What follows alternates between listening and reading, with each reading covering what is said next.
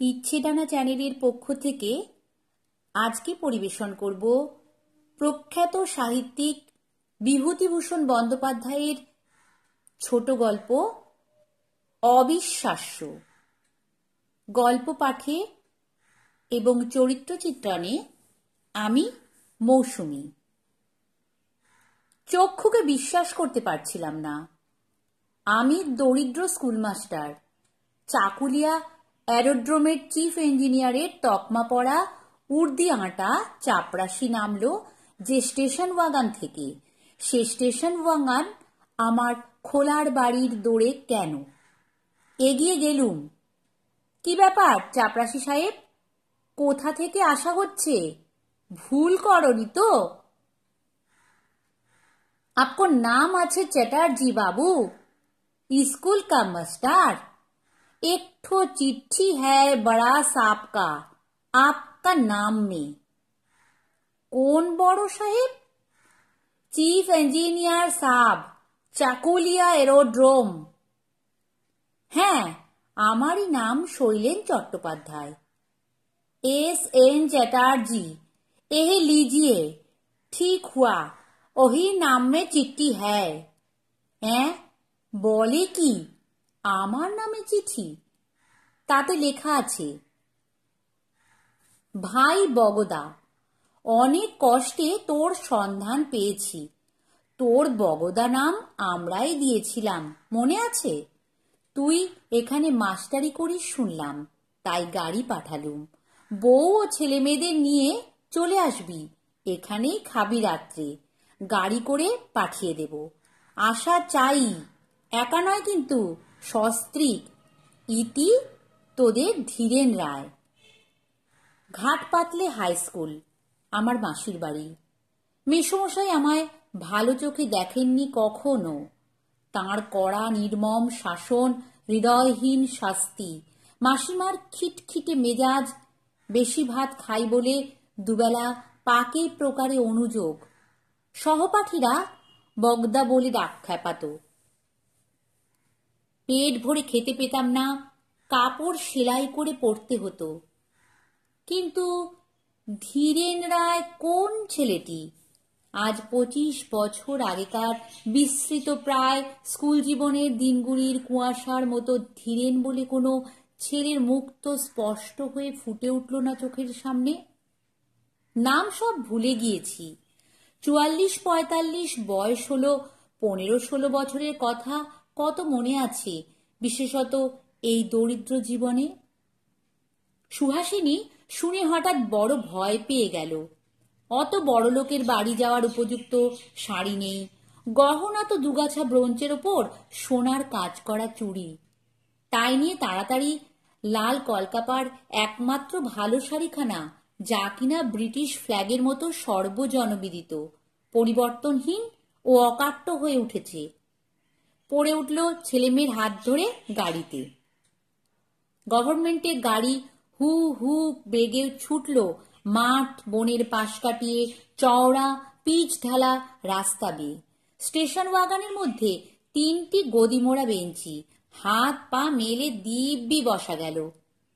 সুহাসিনী জীবনে এত দূর মোটর গাড়ি চড়ে যায়নি কখনো। সে এবং ছেলেমেয়েরা খুশি উপচে পড়া চোখগুলো বড় বড় করে জানলা দিয়ে দ্রুত চলমান গাছপালা, পাথর, ঝর্ণার দিকে চেয়েছিল।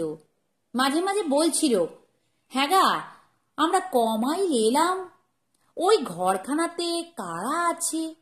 দেখো দেখো, কি চমৎকার ফুল ফুটে আছে বনে। আচ্ছা, এটা কি নদী আর কদ্দূর আছে? বেশ সিনারি এ জায়গাটার না?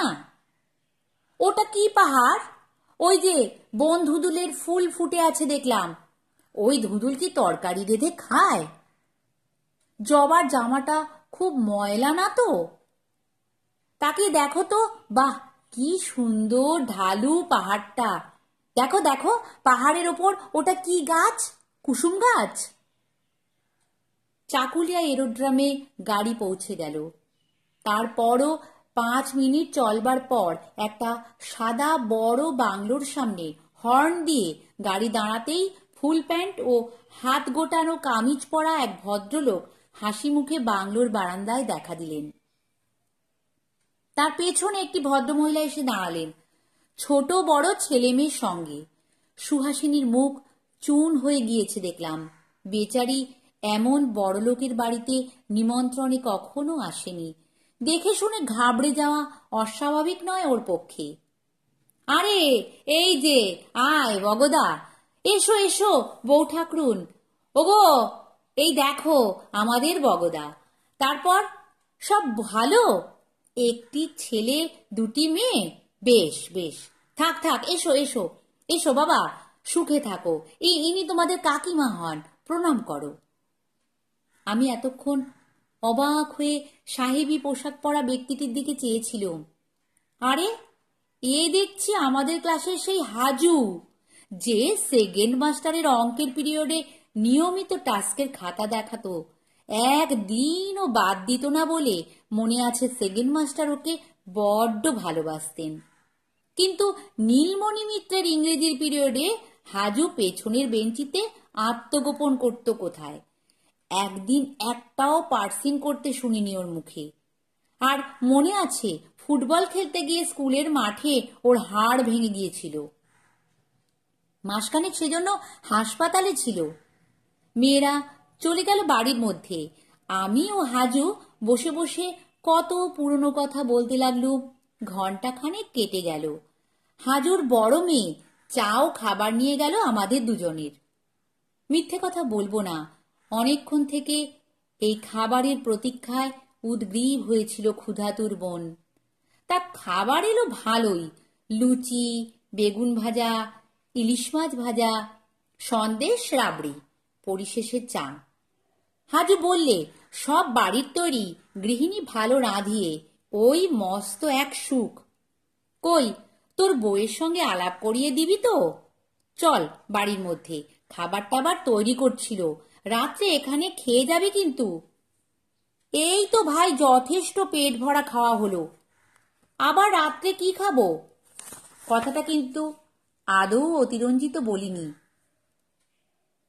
চা খাওয়ার পর হাজু বললে, চল এরোড্রামের রানওয়ে দেখিয়ে নিয়ে আসি। বউকেও নিয়ে যাব? হ্যাঁ হ্যাঁ নিশ্চয়ই, ফ্লাস্কে করে চা নিয়ে যাব, সেখানে খাওয়া যাবে। সুহাসিনী এসে মোটরে উঠল হাজুর সঙ্গে। আলাপ করিয়ে দিলাম। হাজু বললে, বউ ঠাকরুন, একদিন আপনার হাতে রান্না খেতে যাচ্ছি কিন্তু। সুহাসিনী বললে, সামনের রবিবার চলুন না সবাই, দিদি, মন্টু, নীলিমা, অনিমা সবাই যাবে।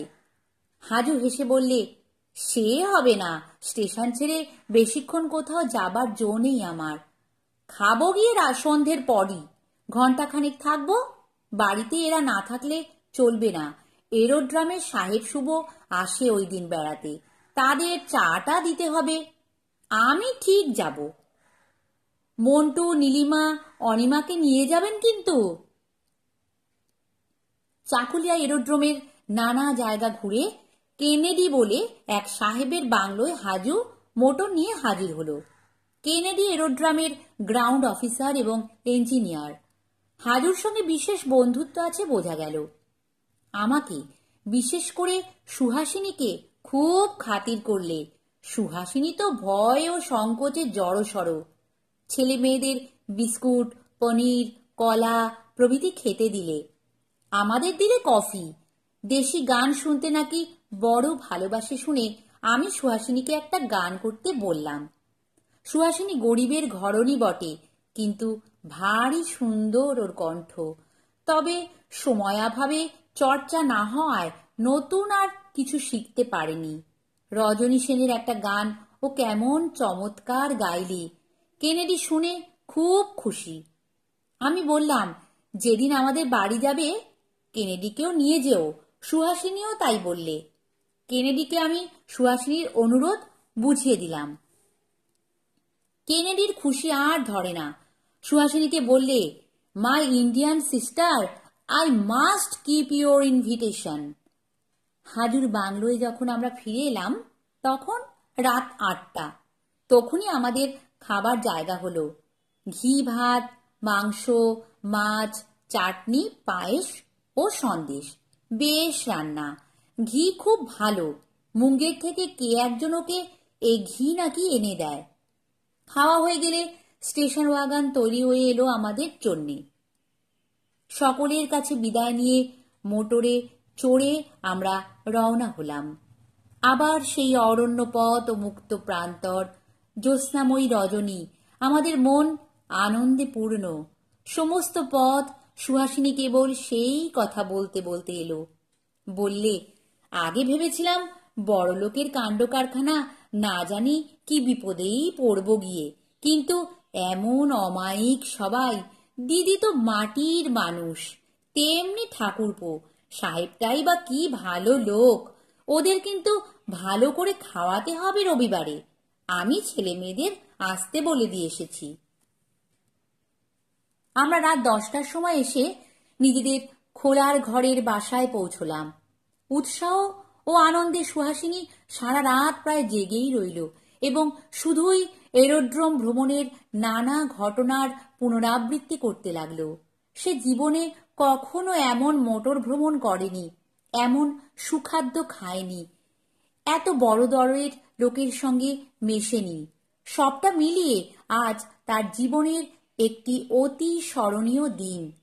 আমার তৃপ্তি এই ভেবে যে আমার নিজের কোনোদিনও ক্ষমতা হতো না ওকে এভাবে আনন্দ দিই। তবুও অপরের দৌলতে যা হয় একটু আমোদ আহ্লাদের মুখ দেখে নিলে একদিন। আচ্ছা, ওদের কি খাওয়াবো বলো দিকি? সাহেবটা যদি আসে আমাদের খাওয়া খাবে তো? ঘি ভাত রাঁধতে পারবে না? খুব মাংস আর ঘি ভাত রেঁধো। পায়েসের দুধ কতটা লাগবে বলো তো? তা 2.5 সেরের কম নয়, সেও ধরো 1 টাকা। বাদাম কিশমিশ চাই? বাদাম নয়, পেস্তা বলো। ওই হলো, পেস্তা। মাছ কি কি মাছ আনবো? রুই কি কাতলা এলো? কিন্তু মাছ কোথায় পাবে এ সময়? মনে হচ্ছে না যে মাছ পাবে। দেখো চেষ্টা করে। তোমার বন্ধুটি মাছ মাংস খুব ভালোবাসেন। কে বললে তোমায়? দিদি বলছিলেন। মুরগি খায় বলেছে? ওহ, খুব। বাড়িতে মুরগি পোষে পেছন দিকটাতে। না খেলে বাড়িতে মুরগি পোষে কেন? শেষ রাতের দিকে দুজনেই ঘুমিয়ে পড়লাম। ঘুমের মধ্যেও যেন বড় স্টেশন ওয়াগনের গদিয়াটা বেঞ্চিতে বসে চক্রাকারে মস্ত বড় রানওয়েটায় ঘুরছি ঘুরছি। বাবু, বাবুজি, বাবু! আগেই মোটর আসার শব্দ পেয়েছি। সেই স্টেশন ওয়াগনটা। ছুটে বাইরে এলাম। সবে স্কুল থেকে এসে বসেছি হাত পা ধুয়ে। বেলা 5টা। কি ব্যাপার চাপরাশি সাহেব? বড় সাহেব পাঠিয়েছে বুঝি? চিঠি কই, দেয়নি? बाबूजी, बड़ा साहब नहीं है। आज बेला करीब 1 बजे बहुत भारी एक्सीडेंट हुआ 2 नंबर रानवे में। पत्थर फटा था डिनामाइट से। बड़ा साहब वहां पर हाजिर था, मगर वही पत्थर फट करके छूटा बहुत दूर। बड़ा साहब को माथा में गिरा, एकदम चूर हो गया। माई जी को फीट हुआ, अब तक होश नहीं आया। केनेडी साहब ने भेजी आपका पास। चलिए, केनेडी साहब को चिट्ठी है। সুহাসিনী বাইরে এসে বললে, কার চিঠি গা? ওরা আসবেন? হাজু ঠাকুরপো লিখেছে? কবে আসবে? নমস্কার। গল্প পাঠ ভালো লাগলে চ্যানেলটি সাবস্ক্রাইব করে দিও, আর লাইক করো, কমেন্ট করো, আর শেয়ারও করে দিও।